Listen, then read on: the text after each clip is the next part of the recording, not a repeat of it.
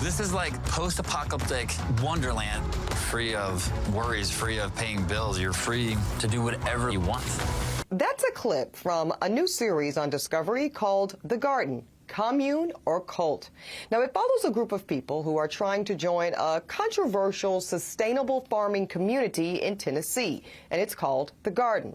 It has no leaders and no societal rules. The commune is all about living off the land, and some have compared it to a cult. I want to bring back in our guest.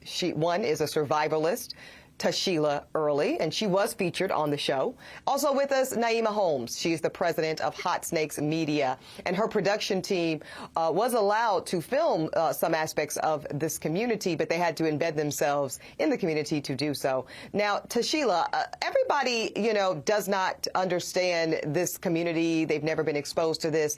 As I said, some people refer to it as a cult or cultish-like. What's your reaction to that? You'd have to watch the show. You'd have to meet the people and judge for yourself. There are a lot of different organizations that you can find yourself attached to that you could consider a cult. So really, I think it's subjective at this point.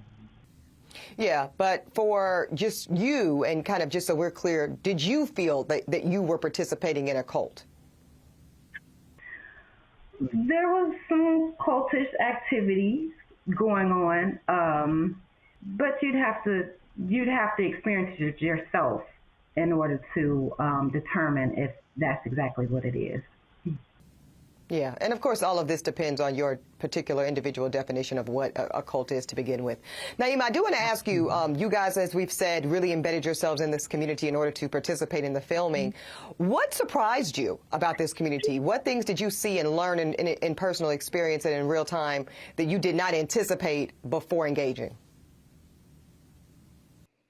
I think that there's a truth to both sides, cult or commune. The fact that there was such a level of paranoia, fear, and kind of prejudgment of people, because they're open. They're supposed to be open door, open policy. But even from the first time we got there, we were trying to prove to them that we're not the enemy. But on the other side, that when you do sit in those circles and you talk about the state of the world and you talk about everything from childcare to mental health to sustainability of the planet, that there's really relatable issues that they're trying to deal with too. So you find yourself in those where they're singing and dancing and chatting and those night conversations nodding, yeah, I agree. That makes total sense. But then on the other side, like there's with every community of humanity, there's this kind of there's that turn where people can take their power and control a little bit too far. And so there is a little bit of that too, that I feel like I'm being watched. I feel like I'm being judged. So on one hand, it's very eye-opening and very yeah, this makes a lot of sense. The other hand, it's that paranoia was real. Yeah, it sounds like there's a real spectrum of emotion and experience going on there. Now, Tisheila, many are curious, what did your family say and think when you first told your family, this is what I'm planning to do, I'm interested in learning more about this survivalist lifestyle, and I'm going to do it in this particular kind of way? Were they supportive? Were they afraid for you? What was your family response? There was a mixture. They were definitely supportive, but they were also kind of nervous, especially when they heard the whole cult idea. It's like, are you sure you want to do this?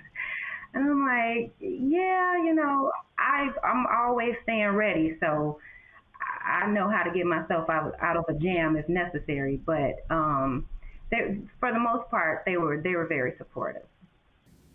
Okay. And final question for you. I'll start with you, Tisheila. I'm going to ask both you ladies this. Tisheila, what did you learn about yourself, and what would you do this again? Having experienced it, knowing what you know now, would you do it all over again? I would definitely do it all over again. I don't know if I could live as primitive as they do, but I would definitely do it again. I learned that I learned some of my weaknesses, some of my strengths, the weather, being outside all that time in the cold, the rain, the tornadoes, dealing with the bugs and all of that kind of stuff. That part was not enjoyable at all. And then dealing with, just different personalities. They're peculiar people, but they were kind nevertheless. So I would definitely experience it, and I think other people should take an opportunity to experience it too. Tisheila Early and Naimah Holmes, ladies, two incredible perspectives on a very unique experience and community. We appreciate your time today.